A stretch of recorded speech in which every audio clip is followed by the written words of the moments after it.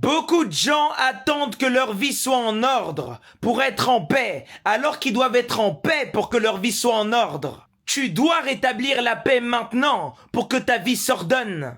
Si le climat extérieur peut diriger ta vie intérieure, tu as déjà perdu la bataille. Être stoïque, ce n'est pas être froid et insensible, c'est être inatteignable par quoi que ce soit à l'extérieur de toi. C'est comprendre qu'en réalité, tout ce qui se passe dans mon monde extérieur se passe dans mon monde intérieur et je dois apprendre à être observateur de ce qui se passe en moi. Tu dois être maître de toi dans la joie, tout comme dans la douleur. Même quand tout se passe bien, tu dois rester maître de toi, tu dois rester dans ton axe. Car les excès de joie te désaxent autant que les excès de douleur. Ce qui t'affecte te contrôle, mais ce que tu contrôles ne peut plus t'affecter.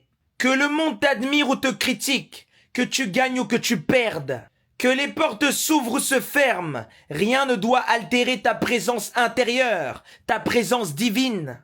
Le stoïcisme, ce n'est pas ignorer la réalité, mais c'est regarder la réalité sans se faire absorber par elle. La véritable puissance, c'est d'être impénétrable par les forces extérieures. Rien ne doit être en mesure de te voler ta paix, parce que celui qui vole ta paix te vole tout.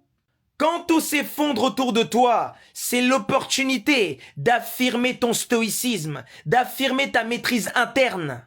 Comment veux-tu savoir que tu te maîtrises intérieurement si tout se passe toujours bien? Chaque turbulence est une invitation à devenir plus stable. Chaque crise que tu rencontres est une opportunité de devenir plus conscient.